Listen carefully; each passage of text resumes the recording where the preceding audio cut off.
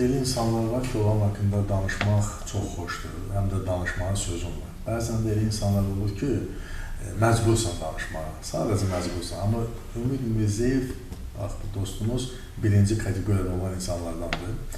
Ümid Mirzəyevi mən çoxdan da tanıyırım. Ümid müəllim sözünün həqiqi mənasında onun ən böyük keyfiyyəti odur ki, həddindən artıq təvazökar adamdır və vətəni sevən insan. Mən Umud müəllimdən xaricdə tərbiyyələrdə bir yerdə olmuşuq.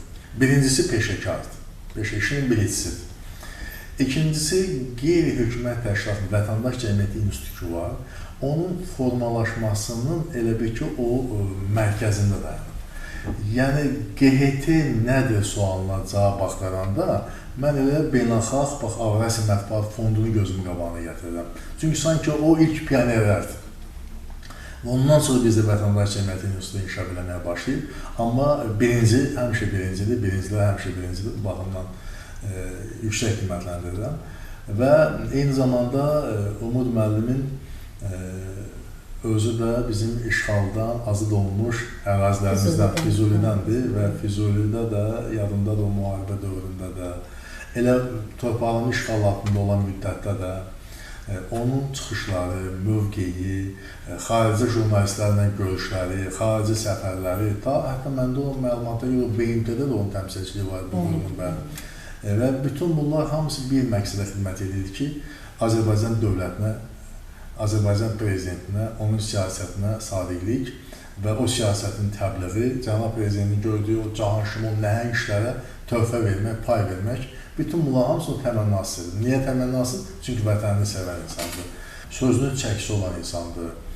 Əgər bir şey deyilsə, deməli, o məsələ aslında yetişir. Bilirsiniz, elə insanlar var ki, onlar bu və digər proseslə bağlı, deməli, bir tənqidi fikir söyləyəndə, deyirlər ki, deyərsən bu müxalifət tərəfə keçib. Bəzən belə deyirlər. Amma Umud müəllim cəmiyyəti narahat edən bu və digər məsələyə münasibət bildirəndə heç kim belə düşünmür. Hesab edir ki, o məsələ yetişir. Demək, o məsələyə xüsusi diqqət ayırmaq lazımdır. Bax, mən bu cür Umud müəllimi tanıyıram və xüsusilə də onun elə Qarabağın azad olunması prosesindəki fəaliyyəti, bir vətəndaş cəmiyyətinin üstün lideri kimi fəaliyyəti, çox sayılı onun xarici qonaqlarla görüşləri, Azərbaycan həqiqətlərini təbliğ etməsi, təkcə şifahi deyil, yazıları ilə, çıxışlarla təbliğ etməsi gözümüzün qarşısında baş verib. Hətta onunla birlikdə biz bir İjevsk şəhərində də olmuşuq. Orada bizim Novruz bayramının qeyd edilməsi, bizim diaspora təşkilatları ilə birlikdə o prosesdə iştirak elədik və mən onda da gördüm ki, deməli, bizim diasporamız da necə Umud müəllimə böyük hörmətlə, ehtiramla yanaşır, ona bir çox böyük diqqət ayırırlar ki, onun fəaliyyətini çox yaxşı izləyirlər. Biz adamla sözdə danışır, əməl sahibi deyil. Amma Umud müəllimin unikallığı ondadır ki, o sözün ağasıdır və o vətənimi sevirəm, torpağımı sevirəm, Füzulimi sevirəm deməklə kifayətlənmir. O istiqamətdə iş görür, addımlar atır. Səsi BMT tribunasına gəlməyə qədər addımlar atır. Filosofdan soruşanda ki, yaşınız nə qədərdir? O deyir, gecələri çıxsaq nə qalırsa o qədər. Yəni, onun fəaliyyətinin ki, o əsas hissəsi ki var, o gündüz baş verir, gecə insan yatır, gecələri çıxsa qalan. O baxımdan elə ruhu həmişə cavandır, özü də cavandır. Və indi 65 yaş, keçmişdəki 65 yaşlardan deyil. Mənim yadımdadır, mən uşaq ikən deyəndə ki, filan adamın 40 yaşı var, dedim, Allah, qoza kişidir ki, 40 yaşı var, mən özüm uşaq olanda.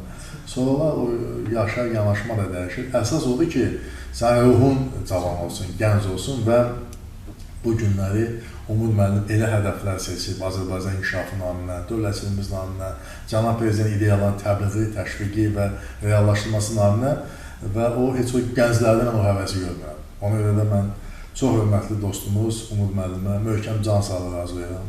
Bütün arzularına çatsın, hər şey könlüncə olsun, həm də o gözəl ailə başçısıdır, onun uşaqlarını da tanıyıram. Hər birisi dövlətimizə, cəmiyyətimizə layiqli övladlardırlar. Bu baxımdan da xoşbəxtdir və mən ancaq ona yeni yaradıcılıq uğurları arzulayıram. O istedadlı insandır və sonda onu da qeyd edeyim ki, bunu da eşitmişəm, yadımda sevdiyim ifadələrdən biridir. İstedadlı insanlar heç zaman paxıllığını çəkməyin. Bu halda Allahın qəzəbinə gələ bilərsiniz. Çünki istedadlı insanı Allah özü fərqli yaradıb. fərqli. Onun fərqli yaratdığı bəndiyə sən xor gözünə baxırsansa, bu Allahın xoşuna gəlməz. Ona görə də istedadlı insandır, belə insanla həmişə hörmətlə yanaşıram və doğrudan da mənim özü bir məktəbdir və o xeyli deməli, gənclər nəsli də yetişdirir ki, o gənclər ki, dövlətə, dövlətçiliyə və prezidentə sədaqətləri ilə seçilirlər. Mən bunları görürəm, mən bunları kənarda müşahidə etməmişəm. Bu prosesi içində görmüşəm. Cumhur müəllimi çox yaxşı tanıyıram.